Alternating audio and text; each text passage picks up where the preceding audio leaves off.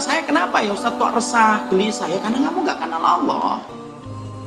Kenapa kok saya masih mangkel mikirin omongan dia? Lah, kamu nggak kenal Allah. Berarti saat itu ketika kita sudah mulai gelisah, sudah mulai resah, apa? Hubungan kita dan muamalah kita dengan Allah sudah semakin jauh. Cara menyelesaikan masalah itu tidak fokus kepada masalah itu. Salah. Kalau kita punya masalah, perbaiki hubungan kita dengan Allah, Allah yang akan memperbaiki semua muamalah kita dan semua hal-hal yang kemudian kita belum maksimalkan. Kenapa? Siapapun yang memperbaiki hubungannya dengan Allah, Allah yang akan memperbaiki orang itu dengan perkara apa. Ya. Kalau ternyata saya sudah memperbaiki hubungan saya dengan Allah, kok masih banyak ujiannya? Loh, berarti kita harus paham. Kenapa sih orang yang beriman itu diuji terus? Loh, supaya kamu tidak betah di dunia. Itu ibu. Jadi kalau ibu bertanya, kenapa orang yang beriman itu kok diuji terus? Loh, orang yang beriman itu diuji terus supaya apa? Supaya setiap ujian yang datang silih berganti kepadanya. Dia itu merasa apa? Dia merasa tidak betah hidup di dunia dan merasa jalanan saya itu nanti ke kamu akhirat bukan di dunia. Coba kalau kita jarang diuji itu, jangan-jangan nanti kita terlalu betah di dunia. Dan kalau kita betah di dunia apa? Kita akhirnya kena penyakit wahan. Penyakit wahan itu apa? Hubbud dunya wa karahiyatul maut, cinta dunia dan membenci kematian. Makanya orang beriman, kenapa kamus kehidupan mereka kok rame dengan ujian? Satu ujian belum selesai, ujian lagi dua. Ujian yang kedua belum selesai, ujian yang ketiga, keempat, kelima, terus kayak gitu. Kenapa? Supaya kamu tidak betah di dunia dan kamu ingin cepat balik menuju kepada perjalanan berikutnya, yaitu adalah kampung akhirat. Nah itu contohnya gitu ya. Jadi kalau kemudian tiba-tiba ibu satu hari tiba-tiba tidak pernah bayangin tiba-tiba mendapatkan ujian, nah ibu ngomong sama dirinya, oh berarti Allah sedang mendidik saya tuh, ujianku nih supaya kamu tidak terlalu betah ya di dunia, supaya kamu ngerti tempatnya kenikmatan itu bukan di dunia, tapi tempat yang kenikmatan itu nanti di akhirat. Jadi bersyukurlah orang yang banyak diuji, akhirnya apa? Dia merasa dunia itu segini-gini aja, akhirnya dia ingin cepat balik kepada Rabbnya. Ya? Maka kemudian disitulah kita harus wajib, harus kemudian mengetahui. Berarti mengetahui nama dan sifatnya Allah itu wajib, Ustaz, wajib hukumnya, wajib hukumnya. Saya nggak akan nanya sama ibu-ibu sudah belajar tentang asma wa sifat atau belum.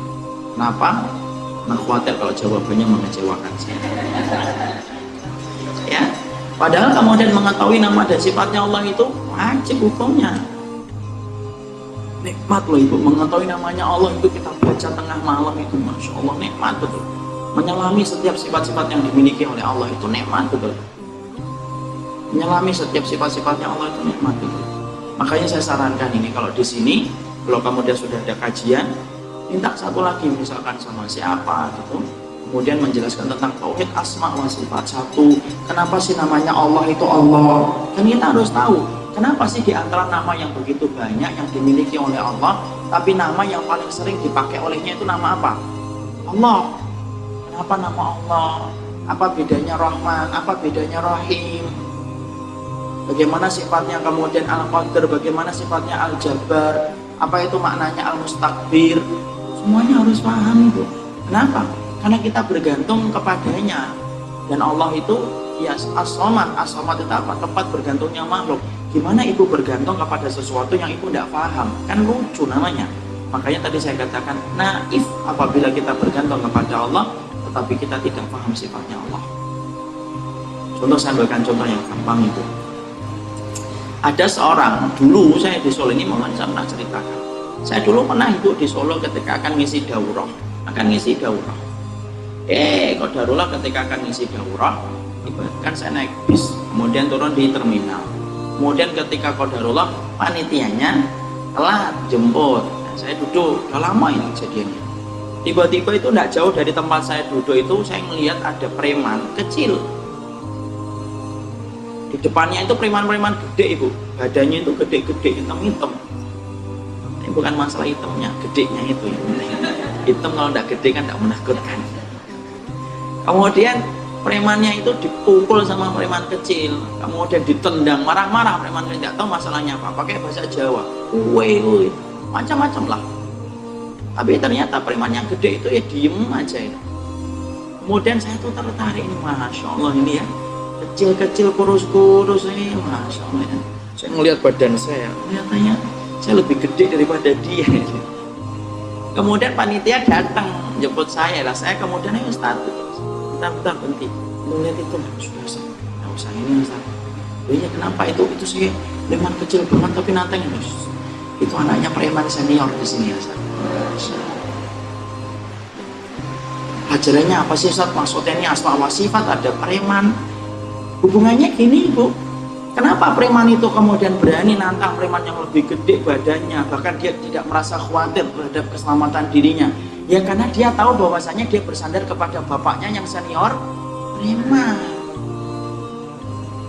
Seorang anak preman aja yakin kok sama bapaknya kok.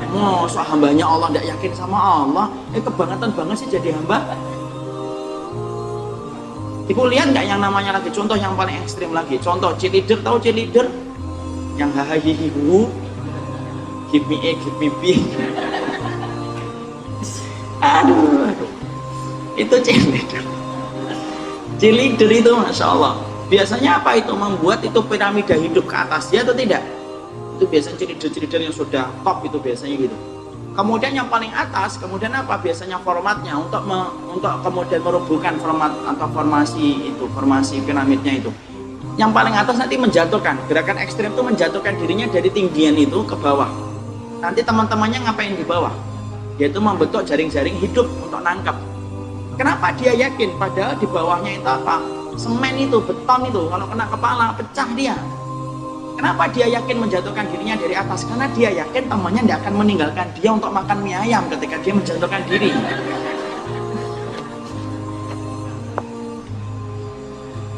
Ya, dia yakin Ibu sama temannya loh Ibu. Padahal itu cheerleader. Kita hidup bersanding sama Allah, punya sandaran Allah. Kok nggak yakin sama Allah, hidup kita resah, hidup kita gelisah, mikirin ujian, mikirin omongan orang, mikirin berbagai macam musibah. Loh, ada apa dengan kita dengan Allah ini? Ada